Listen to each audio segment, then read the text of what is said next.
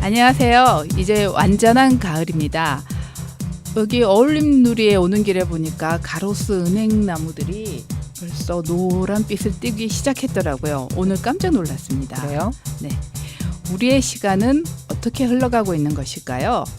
계절과 시간, 그리고 건강 이야기를 빼놓으면 대화가 안 되는 것이 어른인 것 같아요. 근데 오늘 이야기할 책 호밀밭의 파수꾼의 저자인 셀린저라면 염증이 난다고 할 만한 그런 소재들일 것 같습니다. 자, 오늘은 그렇지만 잠시 사춘기로 돌아가 볼까 합니다. 그런데 그 전에 사춘기 되기 전 우리 어른인 우리가 서로 어떻게 지냈는지는 궁금합니다. 사춘기를 지난 갱년기를 맞이해가서 뭐 길가에 은행잎이 가을 오니까 뭐 약간씩 조금 노랗게 변해간다고 하듯이 저도 약간 색깔이 변해가지 않는가 생각하고요. 멋집니다. 약간 그래요. 성찰의 느낌, 약간 되돌아보는 느낌, 제 마음 바닥을 한번 이렇게 훑어보는 그런 계기가 되었던 것 같아요. 책을 읽으면서 특히. 네. 저는 주변에 지인들이 전화 와서 엄마들이 다들 쓸쓸하다고 외롭다고 가을이라고 다 그런 얘기를 해서 저도 공감하면서 저는 거기다가 더하기 뭐 긴장감 뭐 이런 것도 있었던 것 같고요. 어쨌든 이제 기도하는 마음, 남은 이제 올 한 해는 기도하는 마음으로 이렇게 참 잘 지나갔으면 하는 생각을 해봤습니다. 예, 저는 많이 아픈 친구가 있어요. 근데 중학교 동창인데 그 친구가 10월에 결혼한 날짜를 가진 딸을 남겨두고 중환자실에 있습니다. 그래서 그 친구를 가서 이렇게 그냥 자고 있는 수면 상태에 있는데 보면서 우리가 살아있을 동안 잘 지내야겠구나 그런 생각 많이 했습니다. 자, 이 책은 사실 제가 선정했습니다. 늘 자주 회자되는 책이었는데 읽을 기회가 없었거든요. 그래서 생각났을 때 빨리 한번 선정해서 읽어보자 그렇게 했습니다. 그래서 저자 소개는 성숙 씨가 좀 부탁드릴게요. 네. 예. 제롬 데이비드 셀린저라는 분이고요. 전 세계적인 베스트셀러 호밀밭의 파수꾼을 지었죠. 1919년 1월 1일 뉴욕에서 육류와 치즈 수입상을 하던 유대계 아버지 솔로몬 셀린저와 기독교도인 아일랜드계 어머니 밀리엄 셀린저 사이에서 태어났습니다. 13세 때 맨하탄의 유명한 맥버니 중학교에 입학했으나 1932년 성적 불량으로 퇴학을 당한 후 15세가 되던 해에 펜실베니아 웨인에 있는 벨리 포지 육군 사관학교에 들어갔다고 합니다. 이 학교는 후에 호밀밭의 파수꾼의 주인공 홀든 콜필드가 퇴학을 당하는 펜시 고등학교의 모델이 되었다고도 볼 수 있고요. 그리고 1940년 휘트 버넷 단편지의 단편소설 젊은이들이 실리면서 등단했습니다. 셀린저는 32살이 되던 1952년에 발표한 자전적 장편소설 호밀밭의 파수꾼이 전후 미국 문학의 걸작으로 극찬받으면서 세계적인 베스트셀러 작가로서 명성을 얻게 되었지요. 예, 그러면 뒤에 있는 질문인데 그 저자 설명을 들으니까 세계적인 베스트셀러가 됐다고 하잖아요. 네네. 그 질문을 좀 앞당겨서 해볼게요. 사람들이 이 책을 왜 이렇게 좋아했을까요? 이때 발표한 당시가 보면 1952년도에 발표했다고 그러거든요. 제가 읽었을 경우에는 일단 이 책을 읽었을 때 이 뭐 시대적 분위기랑 관계없이 보면은 한 15, 6세 정도 되는 사춘기 소년의 얘기잖아요. 방황하던 얘기. 제가 그 나이 때도 저는 그냥 그 시기가 일요일 오후 같다는 느낌. 왜 일요일 오후에 TV 켜면 왜 야구 프로그램 하잖아요. 네.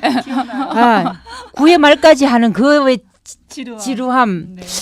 그 심리 상태가 너무나 잘 읽혔었고 그때를 되돌아보는 기회도 되었지만 지금의 제 생활에 대해서도 왜 저 밑바닥에 있는 무의식의 어떤 그런 거를 그냥 바쁘다는 생활 속에서 잊고 지낼 수 있는데 제가 한번 되짚어보는 계기가 되어서 다른 분들도 이런 이렇게 고전 아니면 이런 왜 심리 내지는 이런 소설들을 읽으면 그런 시간을 많이 가질 수 있지 않을까. 그래서 좋아하는 것 같아요. 저는 사실 지금 읽었을 때는 별로 이렇게 재미가 없었거든요. 네. 근데 제가 만약 16살에 이걸 읽었으면 정말 재미있게 읽었을 것 같아요. 저도 그때는 이렇게 반항적이고 부정적이고 이게 어른들의 부조리함에 대해서 막 분노했었거든요.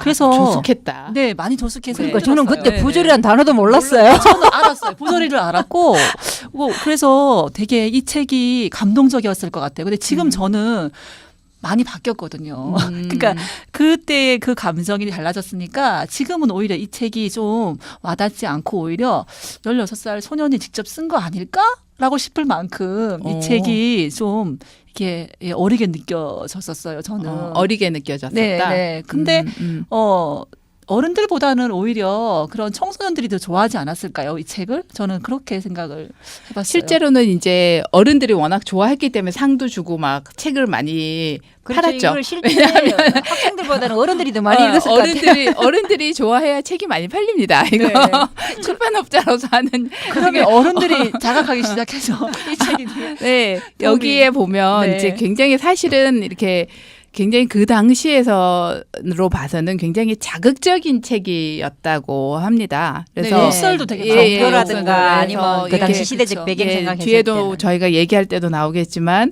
그 성추행 장면이 나온다던가 이런 그리고 어린 아이 미성년자인 17살의 주인공 우리나라로 하면 이제 한 8 정도 됐겠죠. 그래도 여전히 고등학생 정도의 나이의 아이가 술집에 가고서 창녀를 부른다든가 그렇죠. 결국은 실패에 돌아가긴 하지만 어쨌든 이런 것들이 그 당시에 어른들로서는 애들이 그런 생각을 하고 있다고는 상상을 하지 못했을 것 같아요. 금기를 깼기 금기를 때문에 그게 그런 파악될 수 것들이 있겠네요. 상세하게 설명이 되어 있으니까 사실은 제 생각에는 일부의 아이들은 좀 조숙하다고 하는 아이들은 이런 식의 일탈을 하기는 했겠죠. 네. 근데 그걸 이렇게 글로 옮겨놓지는 않았을 테니까 네. 그런 것이 좀 센세이션하지 않았나. 그래서 지금도 약간 좀 그 시의성과 센세이션하는 면이 좀 있어야 책이 잘 팔리는 건 맞기는 맞는 것 같아요. 저는 이거 읽으면서 작가는 정말 작가다 싶었던 게 뭐냐면은 크리스마스 전후로 해서 병원에 입원해 있고 형 DB 형이 찾아왔을 때 한 얘기잖아요. 근데 처음부터 끝까지 보면은 며칠 되지도 않아요. 이 얘기가 네, 2박 3일 정도인데 이 책 한 권의 분량을 얘기한 거잖아요. 아, 정말 대단하다 싶더라고요. 그렇죠.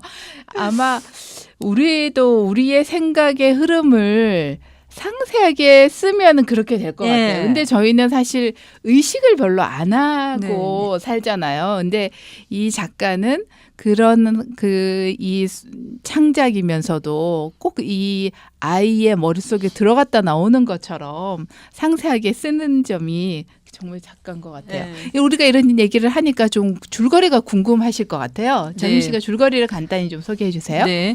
호밀밭의 파수꾼은 주인공 홀든 콜필드가 학교에서 또 한 번 퇴학을 당해서 집에 돌아오기까지 한 누군가 자신을 붙잡아 주기를 바라면서 헤매이는 48시간을 독백 형식으로 담고 있습니다.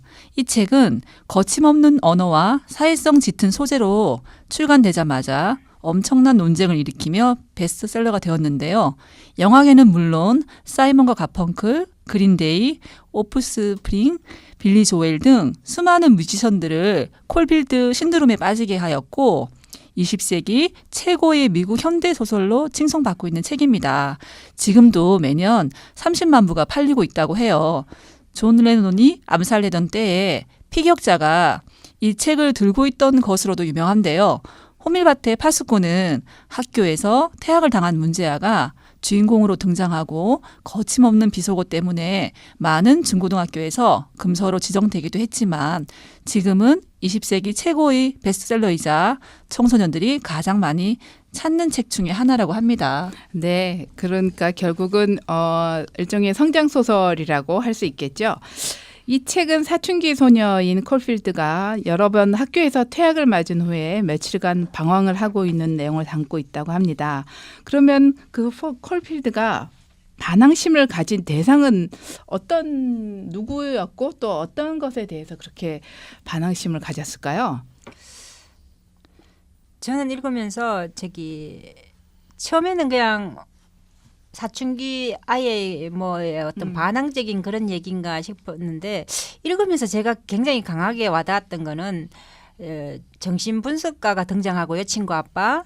그러면서 중간중간에 성추행의 뉘앙스가 약간 풍겼었고요. 결국은 이제 절정 내지는 책의 끝부분으로 갈수록 그런 얘기가 훨씬 더 빈도가 잦게 나왔더라고요.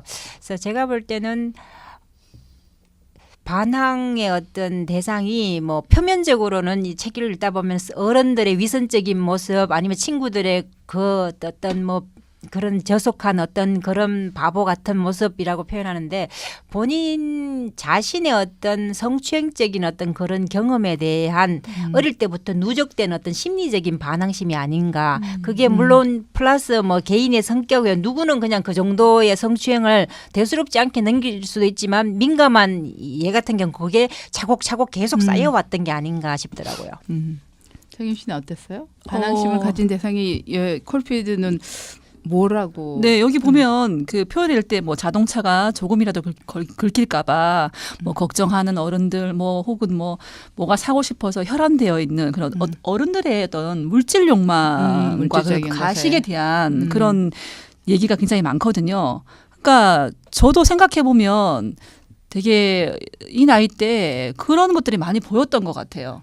예, 그러니까 순수하고 잘 모르고 젖지 않았으니까 그런 것들이 더 잘 보였던 게 아닐까. 그만큼 이 저자가 굉장히 예민하고 섬세하고 순수했던 사람이어서 그런 것들이 더 많이 보였던 거 아닐까 그런 생각을 해봤습니다. 네. 저는 이 작품 속에서 콜필드의 아버지의 직업이 네. 변호사거든요. 네. 근데 정말 그 중간에 나오는 장면이 내가 콜필드가 그래 내가 변호사도 될 수 있겠지. 그렇지만 변호사가 된다고 해서 가난한 사람, 억울한 사람을 변호를 해주는 게 아니라 그냥 더 가진 사람들의 이익을 위해서 쉽게 말을 바꾸고 유능한 변호사 선임하려면 돈도 필요한데 그죠? 네, 그러니까 그렇게 그냥 정임 씨 얘기한 것처럼 나의 이익을 위해서는 뭐 어떤 일도 서슴지 않고 할 수 있는 것이 변호사다 이렇게 표현을 하는 게 나와요. 그래서 저는 그 부모들에서 가장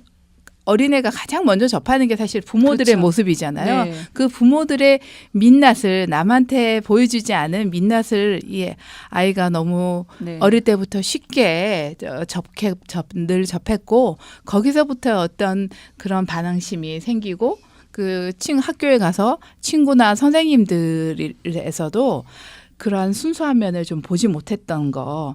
그래서 이 반항심이 차곡차곡 그야말로 쌓이지 않았나 이런 생각이 들었어요. 그래서 이제 이어지는 얘기 중에서 저는 이제 이 책에 나온 그 예가 여러 가지 있어요. 어른들의 위선에 관한 얘기들. 그런 얘기들 혹시 생각나는 것들이 있으세요? 보면 마지막에 왜 믿고 찾아갔던 영어 선생님 네. 나오잖아요. 네. 그 부분에 있어서도 이 주인공의 어떤 지금까지 방황하는 그 삶을 누구보다 잘 이해하신 분이에요. 겉모습이든 속마음이든. 그래서 찾아갔는데 처음에 문구가 나오잖아요. 굉장히 연상인 사람이랑 결혼해서 살고 있다는 네. 그 장면부터 시작해서 맞아요. 뭔가 조금 분위기가 좀 이상했어요. 근데 아니나 다를까 자고 있는 도중에 알코올은 뭐 엄청 즐기시는 상황에서 자고 있는 가운데 주인공에게 약간의 어떤 그런 성추행적인 장면 묘사가 나오잖아요. 그런 어떤 면에 있어서도 왜 우리가 살아가면서 믿고 의지했던 사람들한테서 마저 이런 왜 위선적인 모습 그쵸. 보이는 어떤 네. 그런 점. 충격적인 네. 위선적인. 근데 콜필 멘트 그 선생님이 앤틀리라는 이름인데 제가 이 사람이 콜필드를 이렇게 달래는 장면이 한참 나와요. 네네. 네. 이 이제 얘가 자꾸만 이제 사회에서 벗어나 기존의 질서에서 벗어나는 행동들을 자꾸 하니까 얘를 달래주는 그래서 뭔가 그래서 주인공 콜필드가 이 선생님한테 의지해서 자기도 뭔가 사회로 돌아가고 정상적인 사회로 돌아가고 싶은 마음이 생겼을 때 이 선생님이 하는 얘기 근데 아주 묘하게 설득력이 있으면서도 어떻게 한편으로 보면 정말 능구렁이 같다. 이런 면에서 한번 잠깐 읽어볼게요. 네. 여러분들은 어떻게 느끼시는가 모르겠습니다. 이 세상에는 인생의 어느 시기에는 도저히 그 환경이 제공할 수 없는 어떤 것을 찾는 사람이 있는 법이야. 그런데 너가 바로 그런 류의 사람이야. 그런 사람은 너무 쉽게 단념해버려. 실제로 찾으려고 시작도 해보지 않고. 내가 인간 행위에 의해 당황하고 놀라고 염증을 느낀 최초 인간이 아닌 것을 깨닫게 될 거야. 그런 점에선 너는 혼자가 아니야. 그러니까 어떻게 보면 너가 이렇게 힘들어하는 게 자연스러운 일이고 좋아질 거야라고 위로를 하는 것 같지만 그러니까 너는 곧 바로 기성세대로 편입을 해라. 그렇게 해야지 된다라는 얘기를 또 달리 얘기하고 있는 것 같기도 해서 정말 이 사람이 결국은 그런 행동을 하는 것과 그 연상의 그 부인이랑 살면서 얘한테는 사람들이 보는 앞에서 다정하게 키스하고 이런 장면을 연출하지만 실제로는 자기의 삶은 너무나 어두운 삶을 사는 그런 위선적인 면에 아주 대표적인 주인공에게 사람인 그런 것 말을 같아요. 해요. 너는 참 중요한 시점에 있다. 너가 지금 보기에 태폐적인 아니면 그런 추락의 어떤 단계로 갈 수 있다. 접어들고 있는 것 같다라고 얘기하는데 결국은 뒷장면에서 왜 자는 데까지 네. 보여주는 장면은 이 앤틀리센 자체가 추락하는 삶을 살고 그쵸. 있는 추락하고 있죠. 살고 있죠. 사실 그러니까 추락이 뭐냐는 거죠. 네. 정말 그냥 기성세대에서 괜찮은 직업장 가지고 가정을 남들이 좋은 보기에 집에서. 좋은 집에서 집이 굉장히 네. 좋은 집이라 그랬어요. 네. 예. 네. 거기서 부인과 이렇게 멋진 삶을 사는 것 같아 보이면 그것이 좋은 삶이고 얘처럼 신경이 날카롭고 이렇게 기존 세상에 쉽게 들어가지 못하면 그것이 추락이냐. 우리가 추락이라는 것에 대한 의미도 성숙 씨가 잘 짚어준 것처럼 좀 그것도 우리가 잘 생각해 봐야 될 거 아닌가. 근데 위선이라는 게 그런 것 같아요. 여기서 위선을 느끼는 게 말하는 것과 생각하는 것의 차이가 클수록 우리가 위선을 느끼게 되지 않을까.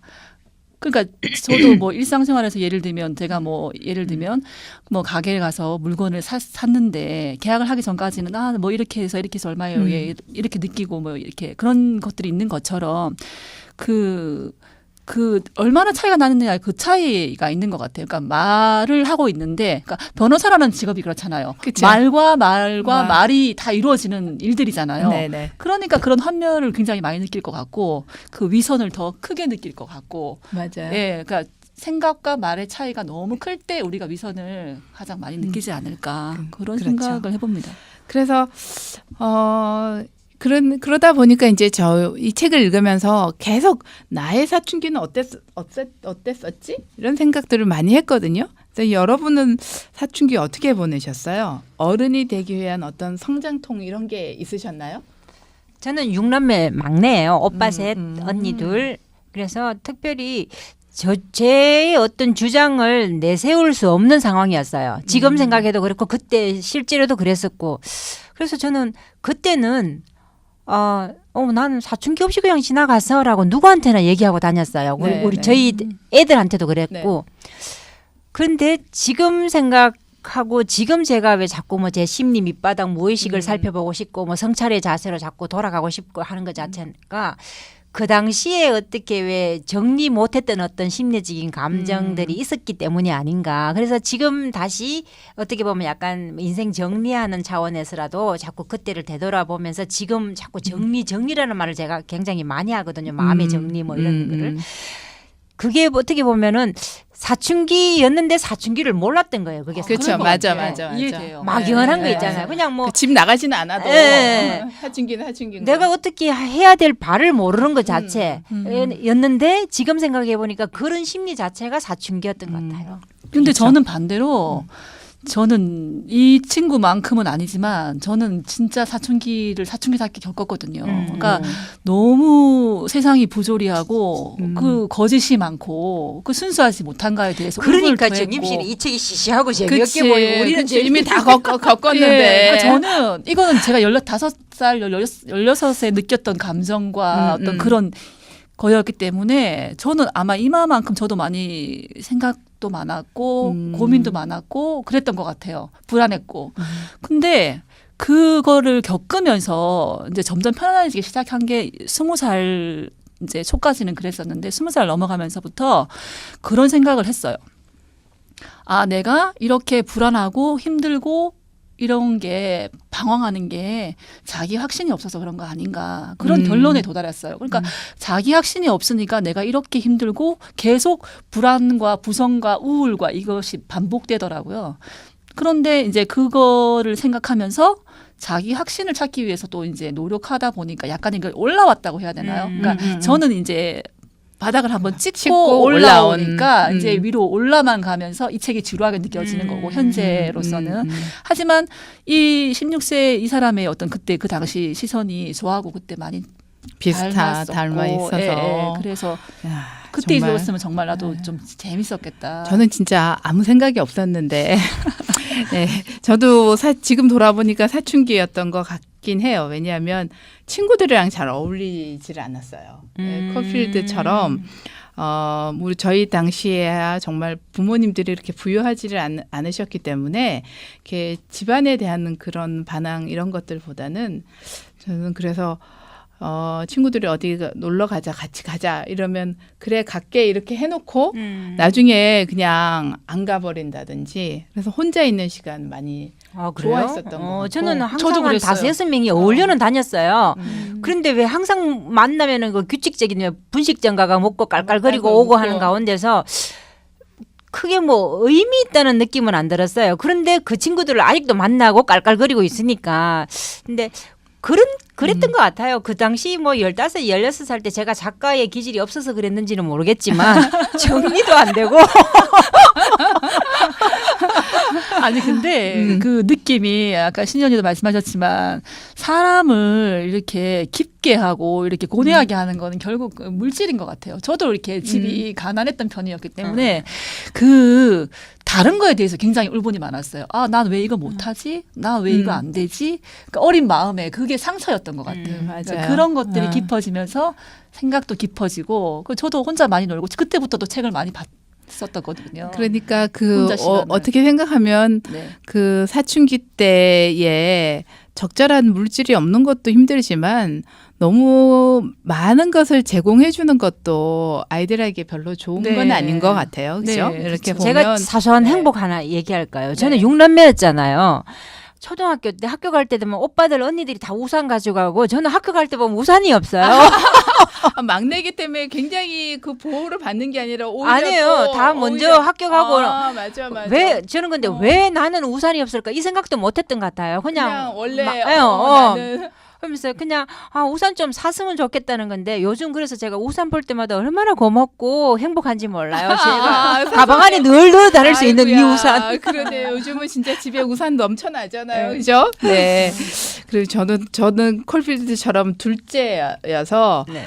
위로는 언니, 밑에는 이제 동생, 남동생, 여동생 이렇게 있는데 정말 그랬던 것 같아요. 지금 생각하니까 사춘기 때 그렇게 많은 일탈을 하지 않은 것들은 어떻게 생각하면 또 동생들이 있어서 그랬던 것 같기도 해요. 어린 동생들이 네. 있기 때문에 그 동생들 데리고 같이 놀고 그랬던 점이 좋았던 것 같다 싶습니다.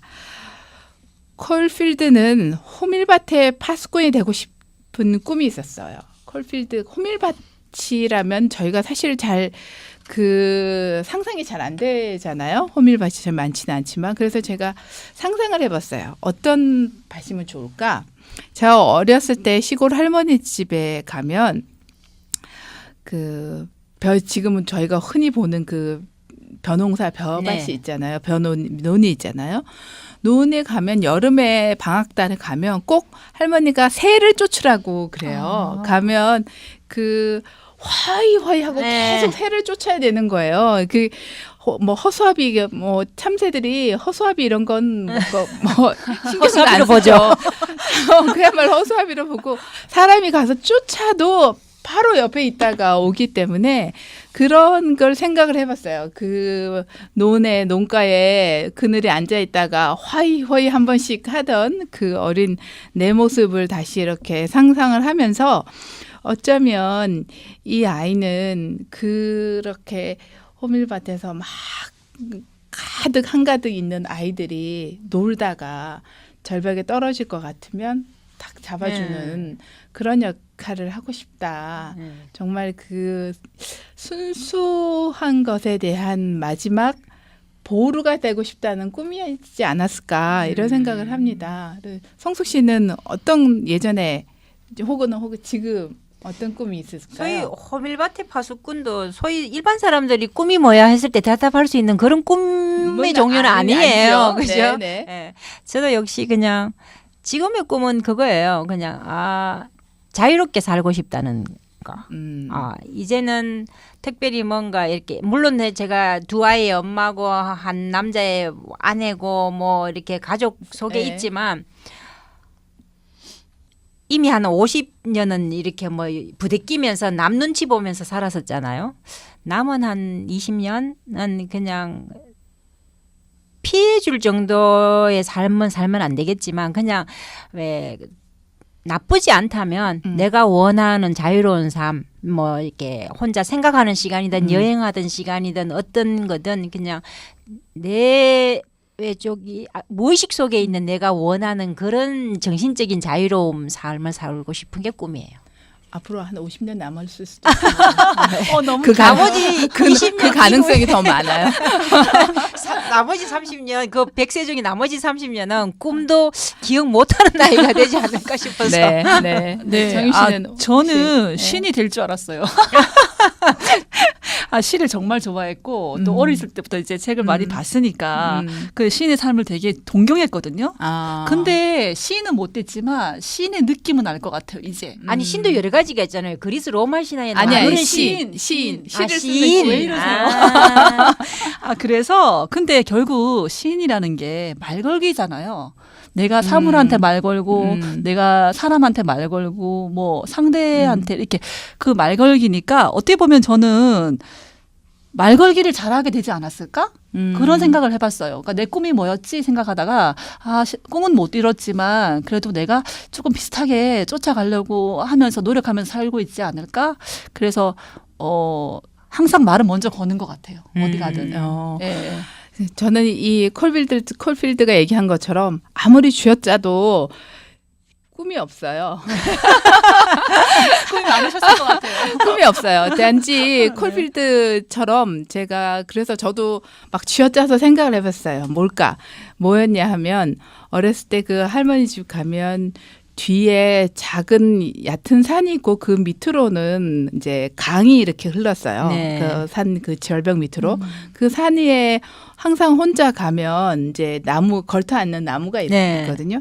그 나무 등걸에 앉아가지고 늘 생각하는 게 여기를 아이들이 와서 재밌게 놀 수 있는 놀이터로 만들면 참 좋겠다. 저 나무와 저 나무 줄기를 묶어서 그네를 만들고 절벽 밑은 어떻게 하고 여기에다는 뭐를 만들고 늘 그 공상을 하면서 놀았어요. 아 진짜요? 네, 그렇게 늘 그렇게 해서 이렇게 스케치도 그려보고 어떻게 하면 결국 제가 조금 더 성공을 했으면 아마 디즈니랜드의 또 후계자가 될 수도 있었는데 조금 더 여유가 있다면.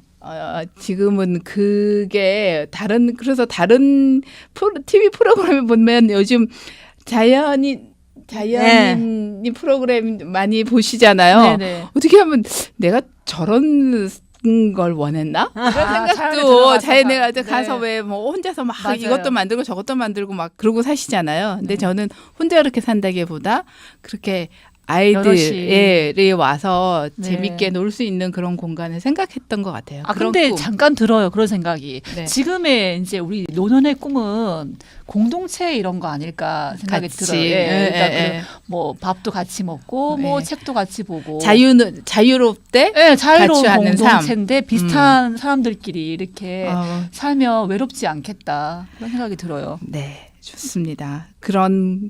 사실 그런 꿈이 저희에게도 하나쯤 있어야 또 삶을 살아가는데 긴장도 되고 목표도 생기고 그럴 것 같습니다. 그래서, 그 콜필드가 마지막쯤에 이런 질문을 합니다. 그저 조금 좋아하는 것과 무진장 좋아하는 게 뭐냐. 그런 질문을 계속해요. 무진장, 결국 그러면 내가 무진장 좋아하는 게 뭘까? 가족 빼고요. 무진장 좋아하는 거. 그런 책임에서 벗어나서 무진장 좋아하는 게 뭘까? 우리가 인생에서 어떻게 생각하면 나이 들어서 위선적이 되지 않은 하나의 방법은 정말 내가 무진장 좋아하는 것을 만들고 가꾸고 그것을 위해서 내가 가진 것을 다 쏟아부을 수 있는 어른이 되는 거. 아이는 그럴 수 있지만 어른들은 잘 안 되잖아요. 그렇게 되는 것이 순수함 아닐까라는 생각을 조금 해봤습니다. 세상살이에 지치고 또 자기 자신에게 마저 지겨워질 때 여러분의 처방은 무엇인가요? 간혹 콜필드가 그렇게 싫어하는 콜필드는 영화를 싫어합니다. 영화를 보고 잠깐 잊어버리기도 하고 여행을 떠나기도 하죠.